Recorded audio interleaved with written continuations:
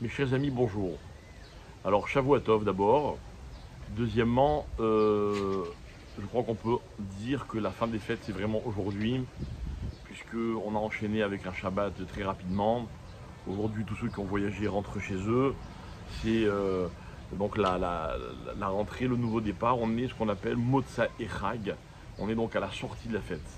Sortie de la fête, ça veut dire quoi? C'est pas seulement les minutes qui suivent la fête, c'est que on est aujourd'hui le résultat des fêtes que nous avons vécues.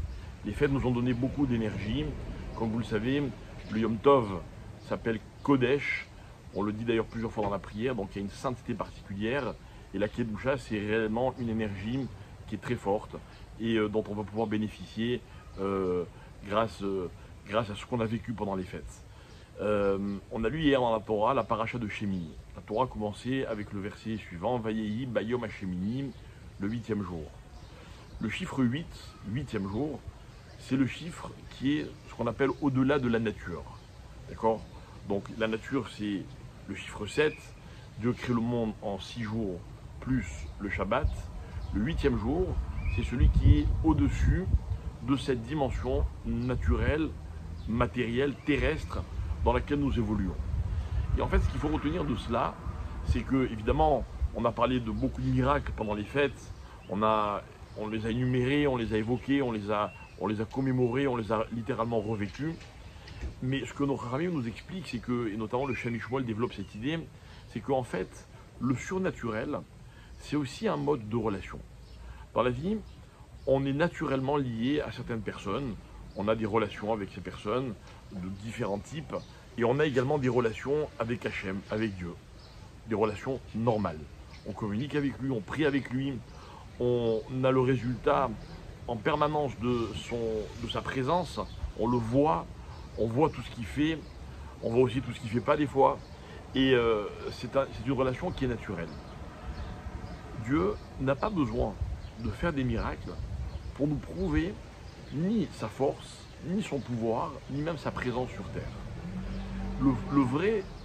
La vraie fonction d'un miracle, c'est de nous permettre de créer avec Hachem une relation qui est surnaturelle.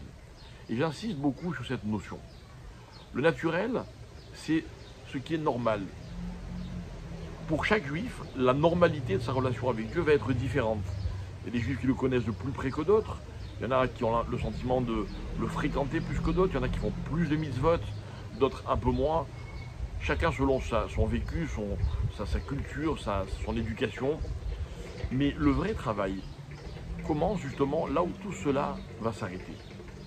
C'est-à-dire au-delà de la relation naturelle que j'ai avec Dieu, que j'ai créée au fil des années, tout au long de ma vie, je me dois en permanence d'essayer de me hisser à un autre niveau, de créer avec Hachem une relation surnaturelle. Il y a des gens que j'aime de façon complètement irrationnelle. Il y a des gens qui j'ai confiance de façon complètement irrationnelle.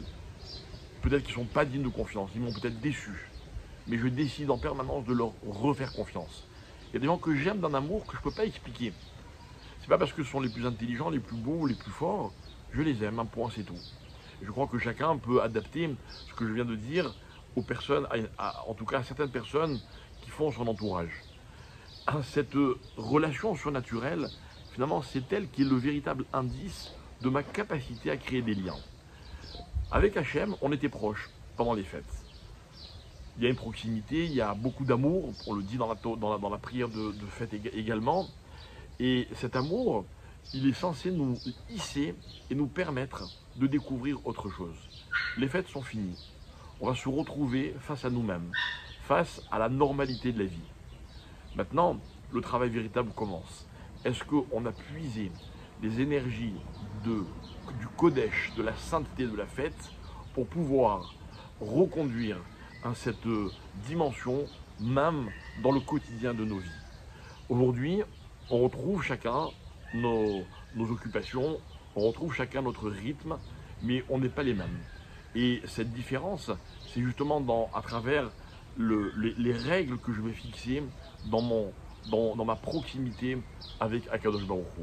Alors je voulais le dire parce que pour beaucoup, qui est en France ou ailleurs, dimanche est un jour dans lequel on ne travaille pas. Donc on est à la veille de la reprise. Pour les Israéliens, on est déjà dans la reprise.